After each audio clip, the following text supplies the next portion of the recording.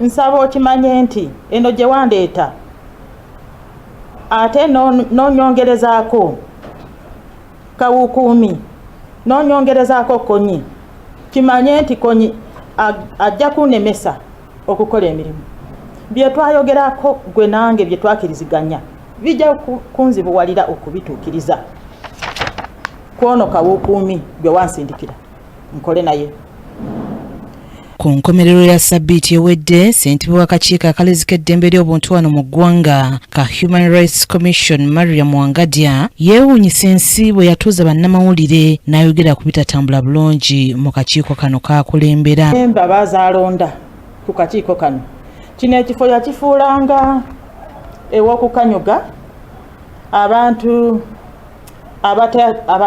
abalonzi be bakoowa kangamba oli munnabyabufuzi weesimbyewo oba kampe ekyokulabirako oba maybe bulambulirowa ogudde mu kalulu okaabye ennyo abalonzi bankamula ndi mwavulu nkupe sikyalina kakulya ndi mulwadde muyi waliwo ekimbe kyemaze nakyo emyaka 3 neetaaga ARVs. Genda mu kakiiko k'eddembe ly'obuntu. Pulezidenti nkukubira omulanga akakiiko kano kalina omulimu gw'amaanyi nnyo mu ssemateeka. Ennyingo 4 mu ssemateeka. Chapter 4 of the Constitution is the biggest chapter. It contains the Bill of Rights. Ono yakiikira mukama we yamuwa omulimu era omukulembeze w'eggwanga ensingo ku nnonda gy'alondamu abatula ku kakiiko kano ng'agamba nti abamu ku bano b'ensi beebeeganya okuyita mu kalulu n'abandi ababeera obubi abeetaaga okufunayo ensimbi ez'okugula eddagala okwejjanjaba. Twala mu kooti nti genda ogira otuulako eri ssebo taata Natasha nkwegayiridde akakiiko kano tandika okassaamu ku kitiibwa. Tomorrow I will not be here. Era ekisanja kyange kiggwako omwaka ogujja mu September.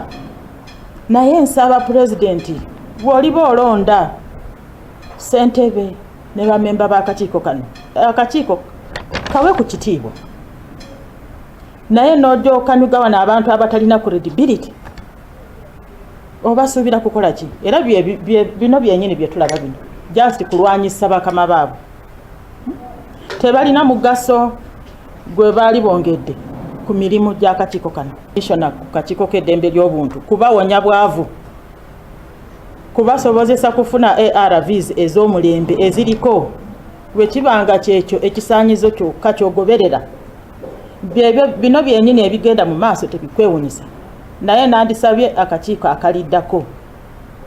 Be very careful. Kati ababaka ku ludda oluvuganya gavumenti ab'enjawulo balaze nga bwe beewuunya mukyala Wangadya okuvayo mu kiseera kino okwogera ku bitagenda bulungi mu kakiiko k'akulira kyokka nti nga bulijjo azze abeera kyesirikidde naddala ku nsonga z'eddembe ly'obuntu. Wangadya ne bw'anaakaaba atya bannayuganda accountability gye beetaaga ebbanga lyabadde amaze kuba mu address gye yawadde mbadde njagala kuwulira nsonga ki eza human rights zakozeeko mu bbangali era bannayuganda baali badde bagamba bulijjo tetumanyi nti omukazi akola naye ali mukaaba kakati waleeta abantu abatagwanidde kujja wano ani yamugamba nti yali asinze okugwanira abange yalina record ki mu kulwanyisa human rights abuse before bwe tuba tunoonya mu balamuzi tewaaliyo balamuzi bayimiriddewo ku nsonga za human rights. Alwana olutalo olulwe singa abadde alwana lutalo lw'Abannayuganda ye yalivuddengayo n'akola n'alwanirira eddembe ly'abantu mu olujjudde.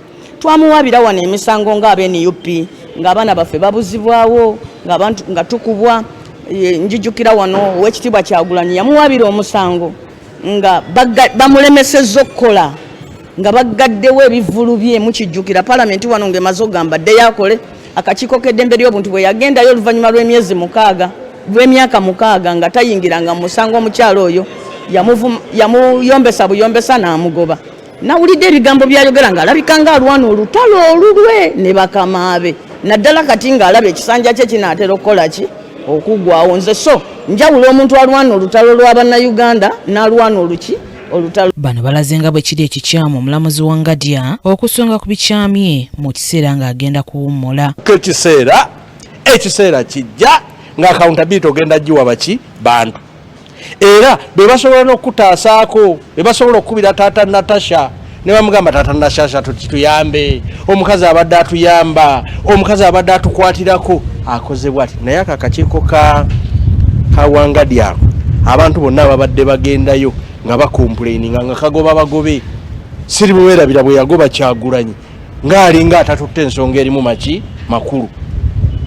Abantu bangi abagenzeeyo on serious matters nga ye tazirabanga ziri serious. Yatugambako netulekerawo okwekaabya oyo Wangadya batukuba emiggo batuyisawo biragamba tuli mu kukola ki mu kwekaabya. Kati naye akali wamma abenyale mwongeremu akaliro abamulwana bongeremu akaliro. We need a serious commission. Bakaaba bwe batyo nga bawulidde tibanatera okubajja okubakunkumula omukono mu kibya. Nsonyi nnyo omuntu ogamba nti president oli mubi wawo omuntu ayagala eddagala lya RV omulimu. Kagamba alinga agamba nti omuntu bw'analwala siriimu bamusosole ku mulimu bamugobe. Ekyo ate yo omuntu alwanirira eddembe ly'obuntu yalibadde tayogera ne ku ekyo.